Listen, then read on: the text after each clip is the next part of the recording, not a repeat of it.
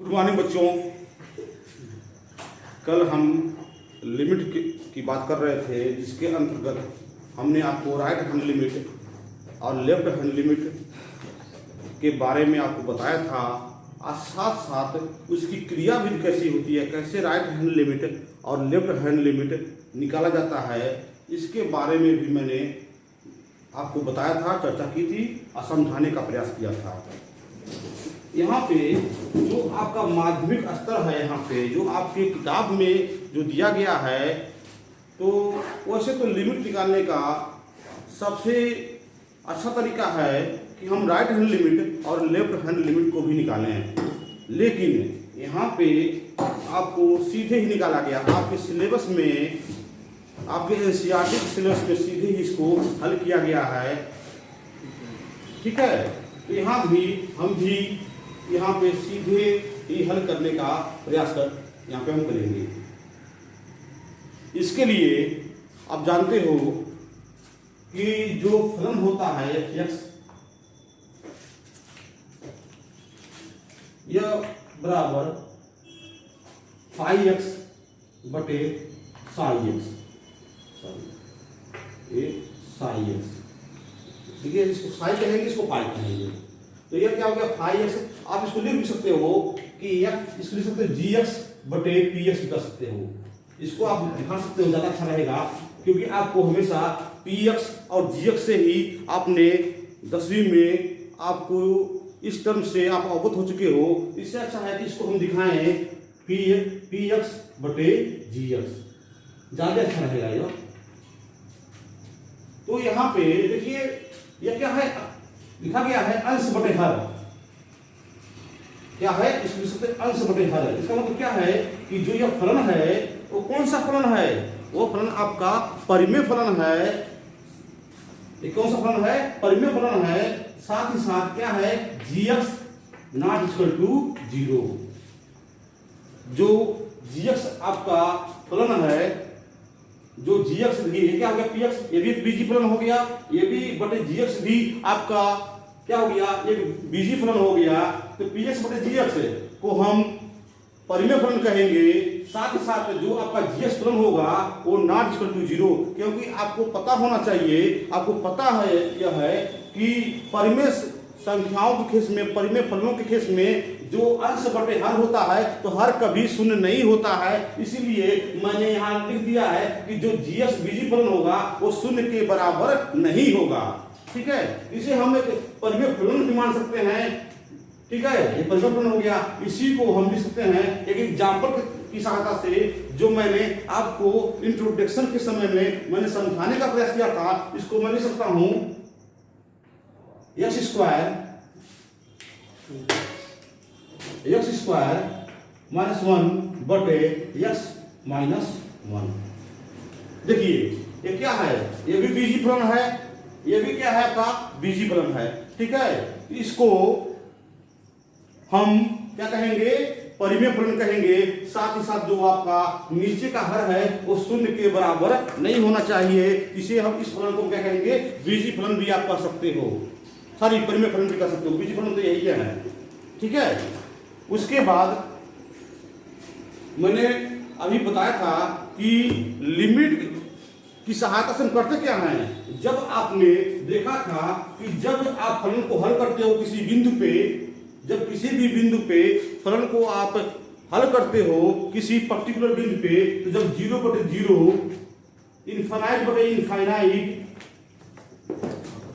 1 upon infinite, 1 upon 0, जब यह सब यहाँ पे ये सब मान आते हैं फलन से, ये सब मान आएंगे फलन का, इसे हम क्या कहेंगे, अपरिभाषित फलन कहेंगे। और जब यह सब मान आते हैं तो फलन को हम लिमिट की सहायता से उस बिंदु पे, उस बिंदु के आसपास के बिंदुओं पे फलन का नेचर चेक करते हैं, प्राकृत चेक करते हैं। ठीक है, वो तो इसका सबसे अच्छा तरीका यह है कि हम फलन के लिए राइट हैंड लिमिट और लेफ्ट हैंड लिमिट की सहायता से इसको हम हल करें। लेकिन जो माध्यमिक स्तर है, जो आपके सिलेबस में है, सीधे हल किया गया है। और सीधे हल करने के लिए यहाँ पे आपकी 3 विधियां हैं। मैंने बताया था, एक है आपका गुणनखंड विधि, एक है आपका प्रतिस्थापन विधि, एक है आपका परिमीकरण विधि है। तो कल मैं गुणनखंड विधि पे आपको एक सवाल लेकर समझाने का आपको प्रयास किया था। मैं उसी पे फिर से आ रहा हूं ताकि ये जो आपका है, ये जो तीनों जो विधियां दी गई हैं वो आपका क्लियर एकदम स्पष्ट हो सके। चलिए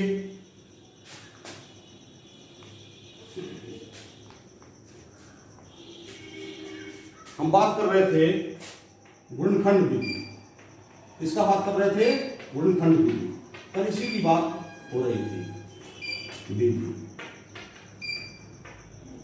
ठीक है। इसमें हमने कुछ आपको क्वेश्चन भी दिए थे लगाने के लिए। मैं यहाँ पे फिर से आपको इसको समझाने का प्रयत्न कर रहा हूँ। इस विधि में जब आपके जो फलन हैं जो दिए रहते हैं, मान लीजिए आपका फलन दिया हुआ है यहाँ पे f(x) इस रूप का है, परिमेय फलन है आपका px बटे gx इस रूप का है। और किसी बिंदु पे यदि x बराबर a पे जो px है, px जो आपका अंश है वो भी शून्य हो जाए, ये भी शून्य हो जाए, और आपका जो हर है ये भी शून्य हो जाए, तो क्या हो गया? x बराबर a पे ये फलन क्या हो गया? अनडिफाइंड हो गया, अपरिभाषित हो गया।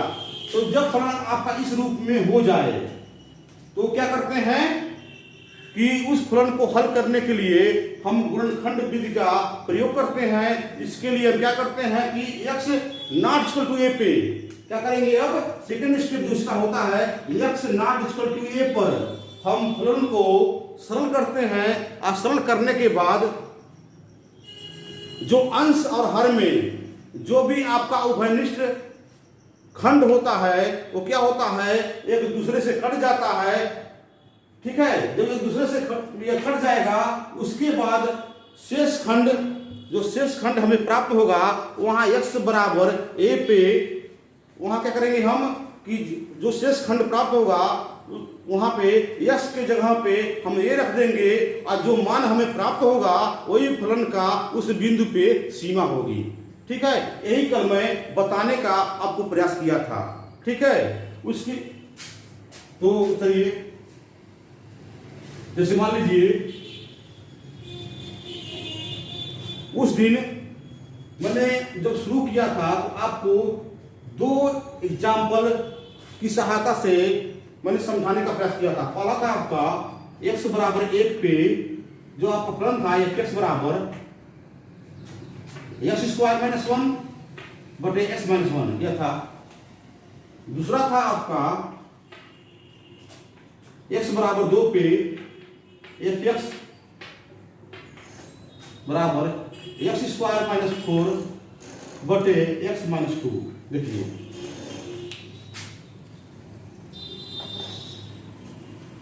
तो देखिए जब यहाँ पे वाला सवाल देखिए, इसे मैं गुणनखंड विधि से आपको समझाने का प्रयास कर रहा हूं। जब यहाँ देखेंगे यहाँ पे हम माध्यमिक में सीधे हल की बात कर रहे हैं, तो सीधे हल की जब बात हम करते हैं तो हम 3 विधियों का हम प्रयोग करते हैं। पहला है गुणनखंड विधि, दूसरा है प्रतिस्थापन विधि, और तीसरा है आपका परिमीकरण विधि। तो गुणनखंड विधि आपका चल रहा है सीधे हल करने के लिए, ठीक है। देखिए यहाँ पे x बराबर 1 पे जब इस फलन को हम चेक करते हैं तो क्या होता है? 1 का स्क्वायर माइनस 1 बटे 1 माइनस 1। जब इसको आप हल करोगे क्या हो जाएगा? 1 माइनस 1 बटे 1 माइनस 1 क्या हो गया आपका? 0 बटे 0। मतलब आपका जो px है वो भी 0 हो गया और जो gx है वो भी 0 हो गया। तो जब 0 बटे 0 के रूप का हो गया तो क्या करते हो? मैंने बताया कि अगले स्टेप में आप क्या करते हो? x not equal to a पे x नॉट इक्वल टू 1 पर हम क्या करते हैं? फलन को हम सरल रूप में लाने का प्रयास करते हैं, हल करने का प्रयास करते हैं। तो देखिए जब इसको आपने हल किया था f(x) को x नॉट इक्वल टू 1 पे क्योंकि x बराबर 1 पे क्या हो गया, x बराबर 1 पे फलन तो 0/0 हो गया। तो जब 0/0 हो गया तो क्या करते हैं कि x नॉट इक्वल टू 1, इसका मतलब हो गया कि x या तो 1 से छोटा है या तो x 1 से बड़ा है। ठीक है, चलिए अब इसको हम सरल रूप में लाने का प्रयास करते हैं या हल करने का प्रयास करते हैं। क्या हो जाएगा यहाँ पे x² माइनस 1, ये हो गया आपका, ये फलन हो गया, ये px हो गया, ये gx हो गया, जिसे मैंने ऊपर पहले दिया था phi x, यहां दिया था आपने नाम बटे psi x। ठीक है, अब देखिए जब आप इसको हल करोगे तो मैं लिख दिया हूं कि x बराबर 1, x बराबर 1 तो 0/0 हो रहे थे, लेकिन यहां इसका मतलब है कि x 1 के बराबर नहीं है, x या तो 1 से बड़ा है, x या तो 1 से छोटा है। ठीक है, तो यहाँ पे जब इसको हल करेंगे तो आपको फार्मूला दिया गया था a² minus b², a² minus b² बराबर होता है a माइनस b और कोष्टक में a प्लस b। उसी से आप हल करोगे, उसी के रूप का है। देखिए ये जो ऊपर का जो आपका बीजी फलन है x² माइनस 1, ये किस रूप का है, यह a² माइनस b² के रूप का है। तो आपका हो गया x माइनस 1 बटे x minus 1 into x plus 1, हम लिख दिया इसको a माइनस b और a प्लस b बटे x माइनस 1, ये हो गया। ठीक है, यहां आप जो लिमिट का साइन है वो लगाते रहोगे, लिखोगे x नॉट इक्वल टू 1 पर limit x tends to 1 fx बराबर लिमिट x टेंड्स टू 1, जो fx है आपका x² माइनस 1 बटे x माइनस 1, ये हो जाएगा आपका limit x tends to minus 1। इसको आपने a² माइनस b² से आपने इसका यूज किया फार्मूले का, तो आपका हो गया x माइनस 1, एक कोष्टक में x प्लस 1 आप बटे x माइनस 1। अब यहाँ क्या करते हैं कि देखिए आपका अंश में भी क्या है x माइनस 1 है, हर में भी x माइनस 1 है। तो हम क्या करते हैं कि जो भी उभयनिष्ठ अंश और हर में जो भी उभयनिष्ठ होते हैं उन्हें क्या करते हैं, हम काट देते हैं। ठीक है, तो काटने से यह होता है कि जिसके वजह से हर में हमें शून्य प्राप्त हो रहा था, वो पद क्या होता है, वो पद कट जाता है। देखिए यहाँ पे x माइनस 1 यहाँ पे है, यहाँ हर में भी x माइनस 1 है। जब इसे कटेगा तो जो हर में जिसके वजह से उस बिंदु पे x बराबर 1 पे वो पर्टिकुलर फंक्शन क्या हो रहा था, इनडिफाइंड हो जा रहा था, अपरिभाषित हो जा रहा था, वो पद क्या हो गया, ये कट जाता है। तो बचता क्या है आपका बच गया यहाँ पे लिमिट x टेंड्स टू 1, आपका बच गया x प्लस 1। ठीक है, तो अब क्या करते हैं कि जो लास्ट स्टेप आपका होता है कि अब यहां क्या करोगे कि x के जगह जो कटना है कट गया। अब जो शेष खंड आपका बचेगा क्या करते हैं, वहां पे x के जगह पे 1 रख देते हैं। तो जो मान प्राप्त होता है, मान रखिए यहाँ पे, जब मान रखते हैं x के जगह पे 1 क्या होता है, 1 प्लस 1 हो गया क्या आपका 2। यही जो 2 होता है, यही जो आपका निश्चित मान 2 प्राप्त होता है, उसे ही हम x टेंड्स टू 1 पर फलन की सीमा करते हैं। यह हो गया आपका।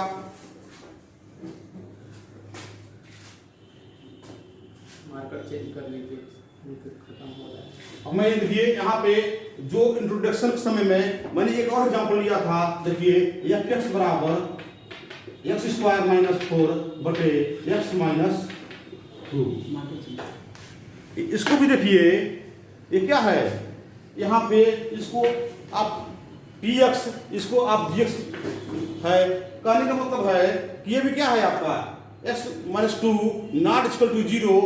इसको जो आपका हर है, अगर ये शून्य के बराबर नहीं है तो क्या हो गया, यह आपका परिमेय फलन हो गया। ठीक है, अगर मैं x बराबर 2 पे इसकी सीमा x बराबर 2 पे इसका मान हम निकाले, क्या हो जाएगा यहाँ पे देखिए। ठीक है,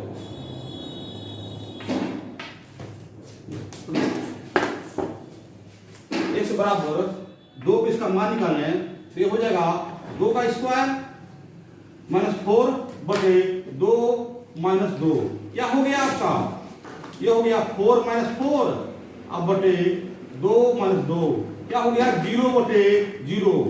जब इस रूप का आ गया तो हम क्या करते हैं, गुणनखंड विधि द्वारा क्या करते हैं, x नॉट इक्वल टू 2 पे अब क्या करेंगे, यहाँ पे x नॉट इक्वल टू 2 पर हम क्या करते हैं, गुणनखंड विधि द्वारा हम लिमिट निकालने का प्रयास करते हैं। क्या हो जाएगा, लिमिट x टेंड्स टू 2, इसको x स्क्वायर -4 x -2। गुणनखंड विधि में क्या करते हैं, अंश और हर में जो भी आपके कॉमन उभयनिष्ठ खंड होते हैं क्या करते हैं, हम उसको काट देते हैं और जो शेष खंड प्राप्त होता है उसी में हम x बराबर 2 रख देते हैं। जो मान आपका प्राप्त होगा वही उस बिंदु पे फलन की सीमा कहा जाएगा। देखिए यहाँ पे a स्क्वायर - b स्क्वायर का फॉर्मूला यूज कीजिए तो हो गया आपका x -2, यहाँ हो गया x + 2 बटे, यहाँ लिमिट लिखिए सबसे पहले, लिमिट x टेंड्स टू 2, ये हो गया आपका x -2 x + 2 बटे x -2, यह इससे कैंसिल हो गया, बचा क्या आपका लिमिट x टेंड 2 आपका बचा x + 2, या लिखेंगे x नॉट इक्वल टू 2। अब यहाँ पे मान रखेंगे तो जो देखिए यहाँ जो अंश और हर में जो उभयनिष्ठ पक्ष था, जो कटने वाला उभयनिष्ठ पक्ष था वो कट गया और जो शेष खंड फलन का जो शेष खंड प्राप्त होता है उसमें हम क्या करते हैं कि x के जगह पे हम 2 रख देते हैं, जो मान हमें प्राप्त होता है वही उस बिंदु पे वही x टेंड 2 पे फलन की सीमा कही जाती है। देखिए ये मान रखिए यहाँ पे क्या हो गया 2 + 2 क्या हो गया 4, यही जो निश्चित मान 4 होगा उसी को हम x टेंड 2 पे हम क्या कहेंगे, फलन की सीमा कहेंगे। तो सबसे पहले जब भी आपको हल करना होगा गुणनखंड द्वारा तो पहले क्या करोगे कि जिस बिंदु जो बिंदु दिया होगा उस पे क्या करोगे आप, उस पे मतलब आप x की जगह पर इस बिंदु को रखोगे, अगर रखने से 0 बटे 0 जो फलन है अंश बटे हर वो 0 बटे 0 के रूप में हो जाता है, तो क्या करोगे, हम उस बिंदु पे जिस बिंदु पे आपका 0 बटे 0 का रूप हो गया है फलन, उस बिंदु को x not equal to a मानेंगे या x नॉट इक्वल टू यहाँ पे 2 मानेंगे। उसको क्या करेंगे, हम उस पर्टिकुलर बिंदु पे x not equal to a पे हल करने का प्रयास करते हैं और उसके बाद अंश और हर में जो पक्ष जो घनिष्ठ पक्ष जो कटेगा जो कटने लायक रहेगा वो उसको काट देंगे और उसके बाद जो शेष खंड प्राप्त होगा उसमें क्या करेंगे, उस बिंदु को x के जगह पे उस जो बिंदु दिया रहेगा उसको रख देंगे, जो मान आपका प्राप्त होगा वही उस बिंदु पे उस फलन की सीमा कही जाएगी। ठीक है, इसको इसी विधि को हम क्या कहते हैं, गुणनखंड विधि कहते हैं। कल मैंने आपको कुछ सवाल दिए थे हल करने के लिए। देखिए मैं इसको क्या कहेंगे 18 मैं उसको यहाँ पे लगाने का भी मैं प्रयास करता हूँ, अपना मिला लीजिएगा। जो होमवर्क दिया गया था limit x tends to a, ये क्वेश्चन था आपका x square -2ax + a square बटे x - a। ठीक है, यही क्वेश्चन दिए थे। ये क्या था कि फलन का मान ज्ञात कीजिए। देखिए जब इस फलन में आप x बराबर a रखते हो, हम इसको गुणनखंड विधि से हल कर रहे हैं। गुणनखंड विधि, तो गुणनखंड विधि में करते क्या है, सबसे पहले हम चेक करते हैं x बराबर a रखते हैं। देखिए यहाँ क्या हो जाएगा a स्क्वायर, यहाँ हो जाएगा यहाँ पे आपका a है तो 2a² हो जाएगा। यहाँ पे हो गया आपका a²। चलिए रखिए इसको, x बराबर 1 देखिए, x बराबर 1 आप देखते हो इस फलन को, तो क्या होता है यहाँ पे जो fx यहाँ पे x क्या है आपका, fx आपका है x² minus 2ax plus a² बटे x माइनस a, ये जो आपका है fx है। तो आप क्या करते हो कि जब x बराबर a रखते हो, जब x बराबर a रखते हो क्या होता है यहाँ पे देखिए a² minus 2a into a plus a² बटे a माइनस a, x बराबर a। ठीक है, तो जो हम चेक करते हैं तो a² देखिए a² प्लस a² क्या हो गया आपका 2a² माइनस 2a² बटे देखिए a क्या हो गया आपका a², ये हो गया आपका a माइनस a, क्या हो गया 2a² माइनस 2a² क्या हो गया आपका 0 बटे 0। तो जब 0 बटे 0 के रूप का हो गया, मतलब इस रूप में यह फलन हो गया, तो क्या करते हैं, मैंने आपको बताया है कि x not equal to a पर देखिए x बराबर a पे क्या हो गया फलन, x बराबर a पे फलन आपका अपरिभाषित हो गया। तो x not equal to a पर हम क्या करते हैं, फलन को क्या करते हैं, हल करते हैं, सरल रूप में लाने का प्रयास करते हैं। तो x not equal to a limit क्या करेंगे, x टेंड्स टू a। ठीक है, अब क्या करेंगे, जो फलन आपका दिया हुआ है x² minus 2ax plus a², इसको मैं हल कर रहा हूं, x माइनस a, ये हो गया।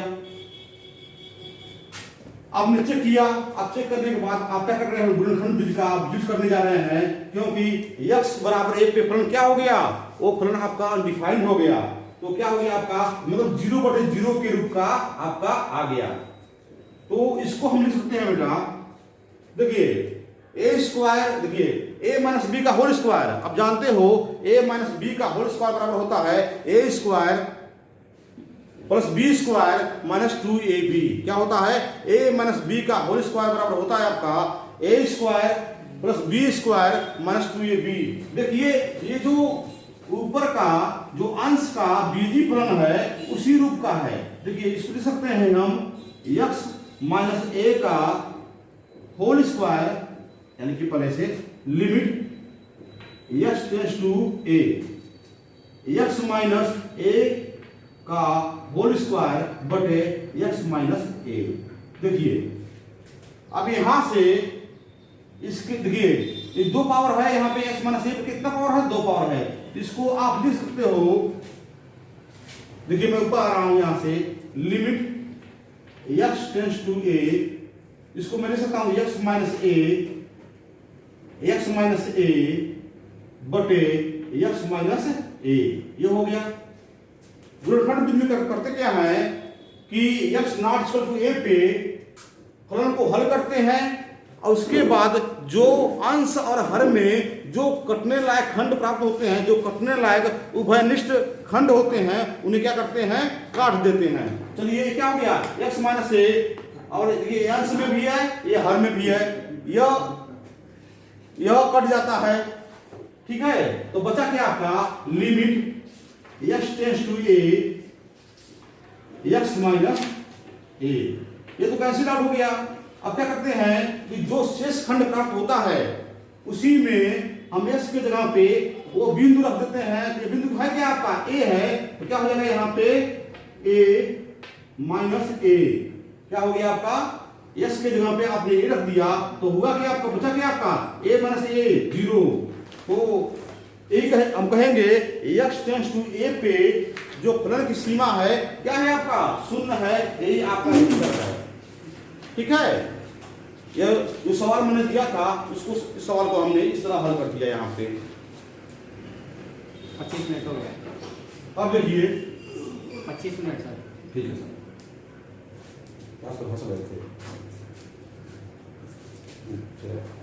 देखिए एक सवाल मैंने और दिया था यहाँ पे, दिया था लिमिट अब मैं सीधे limit x tends to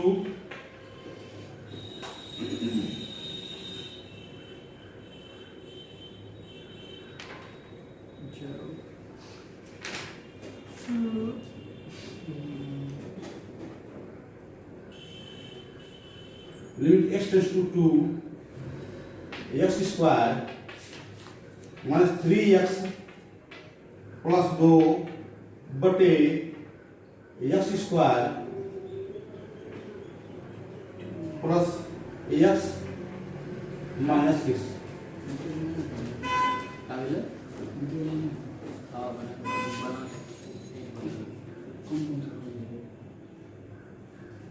class का बनाएंगे 6 का 8 का भी दे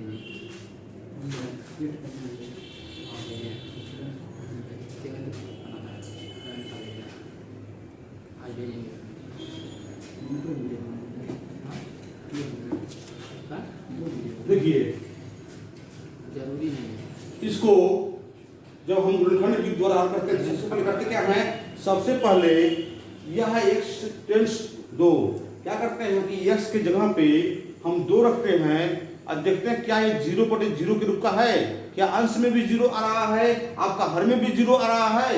देखिए जब x बराबर 2 रखते हो, x के जगह पे 2 रखते हो तो 2 का स्क्वायर कितना होता है, यहाँ पे 4, ये 4 हो गया, यह कितना हो गया 4 2 6 हो गया और 3 गुना 6, मतलब 6 माइनस 6 कितना हो गया आपका 0 हो गया। यहाँ देखिए हर में देखिए क्या हो गया आपका कि x के जगह पे आपने 2 रखा तो 2 गुना 4, यहाँ पे 2 4 2 6, 6 माइनस 6 कितना हो गया आपका 0 हो गया। तो किस रूप का आ गया, यह 0/0 के रूप का हो गया। तो जब 0/0 के रूप का आ जाए तब इसे इस परिमेय फलन को हम गुणनखंड विधि द्वारा हम हल करते हैं। ठीक है, चलिए अब क्या करते हैं, x नॉट इक्वल टू 2 पे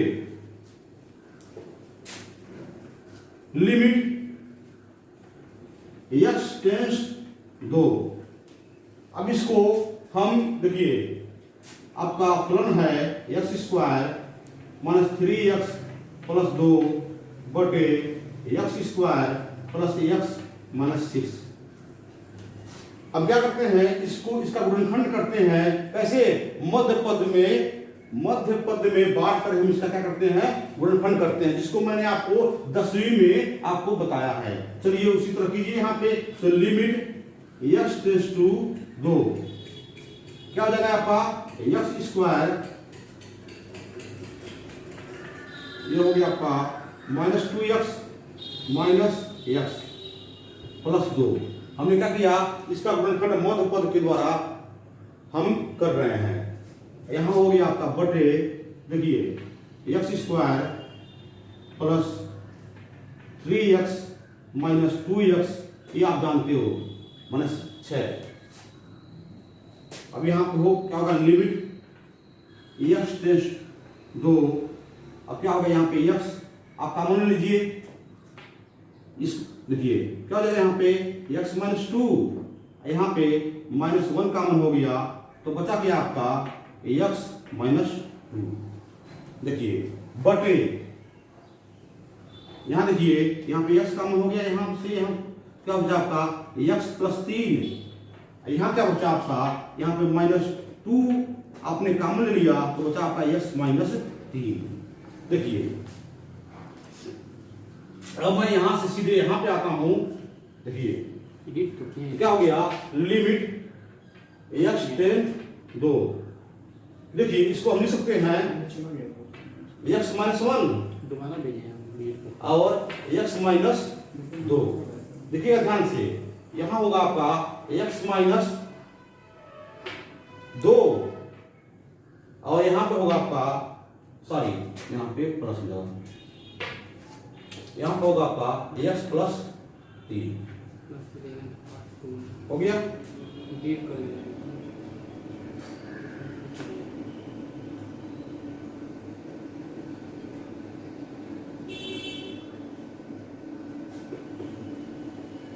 ठीक है, अब देखिए यहां पे मैंने बताया है कि x क्या करते हैं, जब x बराबर 2 पे 0/0 का रूप का हो गया तो गुणनखंड विधि द्वारा आप क्या करते हो, इसको सरल रूप में लाने का प्रयास करते हो। तो मैंने क्या किया है कि जो ऊपर बीजीय फलन दिए गए थे उसको मध्य पद में बांटकर मैंने क्या किया, यहाँ पे सरल रूप में लाने का प्रयास किया है, और जो नीचे जो फलन आपका दिया है बीजीय फलन उसको भी मैंने मध्य पद पे बांट कर इसको सरलतम रूप में लाने का प्रयास किया है। ठीक है, तो क्या करते हैं, इसका हम गुणनखंड करते हैं। लोग अंश का भी गुणनखंड किए और क्या करते हैं, हर का भी गुणनखंड किए। अब जो इसमें कटने लायक जो रहता है, देखिए अंश और हर में जो भी जो घनिष्ठ खंड होता है उसको क्या करते हैं, हम काट देते हैं। देखिए यह इससे कट जाएगा तो बचा क्या आपका, लिमिट x टेंड्स टू 2, बचा क्या आपका x-1 बटे x प्लस 3। तो मैंने बताया था कि जब अंश और हर में जो घनिष्ठ खंड होते हैं जब कट जाते हैं तो जो शेष खंड आपको प्राप्त होता है उसमें क्या करते हो, x बराबर 2 रख देते हो। वही x बराबर 2 रखने पे जो मान प्राप्त होता है वही मान x टेंड 2 पे फलन की सीमा कही जाती है। चलिए मान रखिए, तो मान रखते हैं यानी कि x नॉट इक्वल टू 2 पर, तो मान रखिए यहाँ पे क्या हो जाएगा, 2 x के जगह पे 2 रखना है आपको, 2 - 1 ये क्या हो गया, 2 + 3 कितना आ गया आपका, देखिए 2 में से जा 1 और 3 2 5, 1/5 है। x टेंड 2 पे जो फलन की सीमा होगी कितनी होगी, 1/5, यही आपका आंसर है। ठीक है, तो गुणनखंड विधि में सबसे पहले आप क्या करोगे, सबसे पहले जिस बिंदु पे वो टेंड कर रहा है, अगर दिया है बिंदु दिया हुआ है या टेंड जिस x टेंड्स टू 2 दिया है या बिंदु दिया x बराबर 2 दिया है, क्या करते हैं, सबसे पहले हम उस x के जगह पे उस फलन में उस बिंदु को रखते हैं और अंश और हर, अंश बटे हर 0/0 के रूप का हो गया तो क्या करते हैं, x नॉट इक्वल टू 2 पे मतलब वो जो बिंदु दिया है क्या करते हैं, यहाँ मान लीजिए इसका व्यापक रूप हो गया आपका x not equal to a, हम मानते हैं बिंदु का a, तो x not equal to a, तो उस पे हम क्या करते हैं कि फलन अंश और हर को हम हल करते हैं मतलब सरल रूप में लाने का प्रयास करते हैं और उसमें जो उभयनिष्ठ खंड हमें प्राप्त होता है उसको हम क्या करते हैं, काट देते हैं और उसके बाद जो शेष खंड प्राप्त होता है उस शेष खंड में हम x के जगह पे उस बिंदु को रख देते हैं। इससे जो हमें मान प्राप्त होता है वही मान उस बिंदु पे या x टेंड 2 पे फलन की सीमा कही जाती है। यह हो गया, इसे ही कहते हैं गुणनखंड विधि कहते हैं। ठीक है, अब हम आगे चलते हैं प्रतिस्थापन विधि।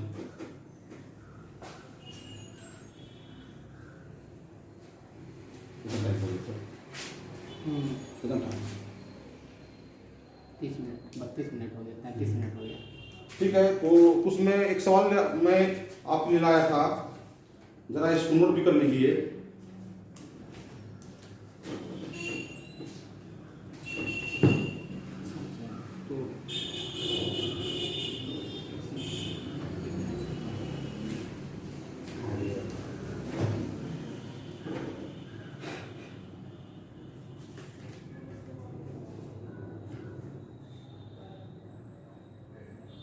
ठीक है, चलिए क्या हम प्रतिस्थापन विधि के बारे में हम पढ़ेंगे, उसके बाद हम अपरिमेयकरण विधि के बारे में भी हम अध्ययन करेंगे।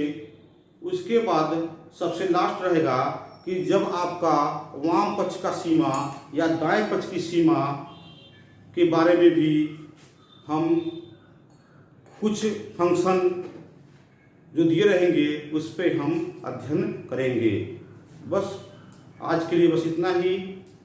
इसको ध्यान से, जो 2 सवाल दिया गया था आपने लगाया था, आप इसे आप मिलान कर लीजिएगा।